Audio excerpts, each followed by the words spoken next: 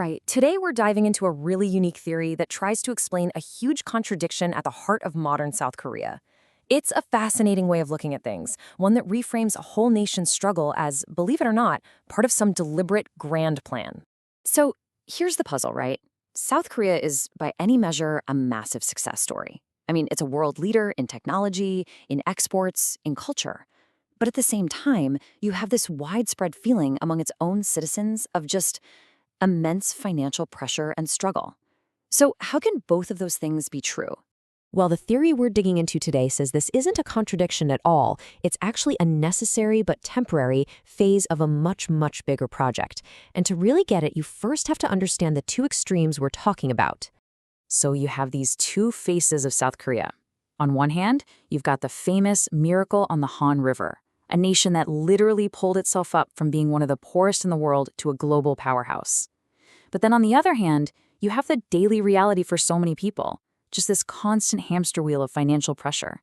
It makes you wonder, where did all that money go? According to the person who came up with this theory, the answer is concentration.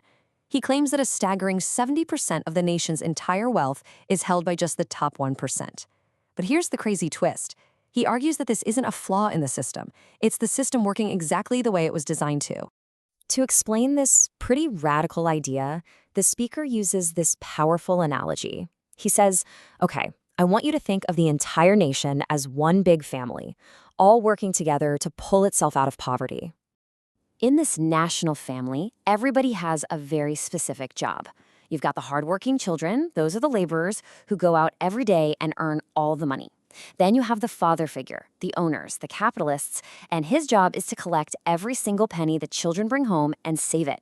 And finally, you have another sibling, the intellectuals, who are basically given all the resources they need to just study and learn, totally free from the pressure of having to earn a living. So yeah, these aren't just separate groups of people living their lives. They are three essential parts of a single unified machine. And each one has a very specific purpose in this grand national project. Let's break that down. The laborers are the engine, right? They're the ones creating all the nation's income. The owners, they act as the family bank. Their job is to gather up all that wealth, not for themselves, but to protect it, to act as temporary guardians of the nation's capital. And the intellectuals, well, their job is to use this time, this prosperity that was funded by everyone else's sacrifice, to figure out the family's next great purpose, the whole reason all this money was being saved in the first place. So this is the crucial part. Why not just share the wealth? Well, the theory has a really stark warning about that. The speaker argues that if you were to just redistribute all that hoarded money back to the laborers right now, the whole system would just grind to a halt. The motivation to work would vanish before the family has figured out what its greater purpose even is.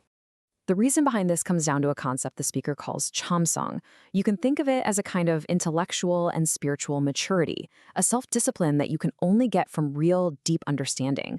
The theory basically says that without this wisdom to guide you, sudden wealth doesn't create progress. It just leads to idleness and consumption, and the whole economic engine just shuts down.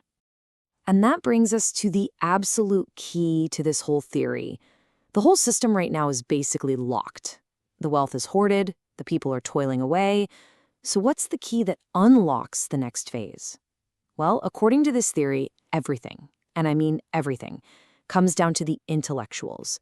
This key is an event called the awakening, or Keo Ochim in Korean. And this isn't just about getting a fancy degree. It's a moment of profound, world-changing realization, where the entire intellectual class, after decades of study, finally understands what all this hard work and sacrifice was for. They discover the nation's next great mission.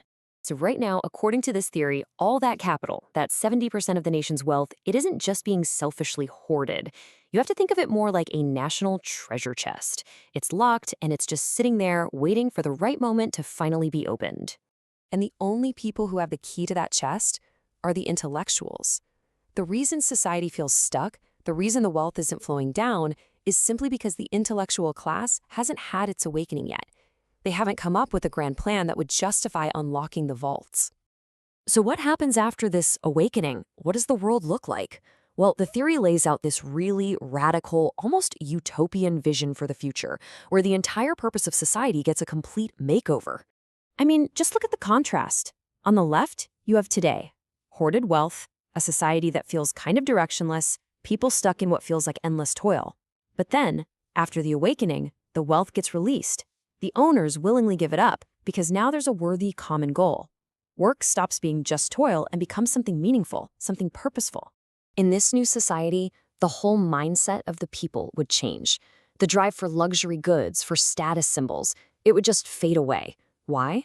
Because it's replaced by the fulfillment you get from being part of a grand, meaningful project. Vanity, waste, all that gives way to purpose and a sense of collective joy.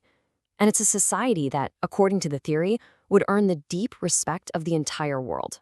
And so this theory, while it's talking about one specific country's paradox, it leaves all of us with a really big, provocative question.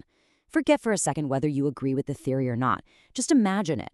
If all the hoarded wealth in our society were suddenly made available for one single great purpose, what should that purpose be?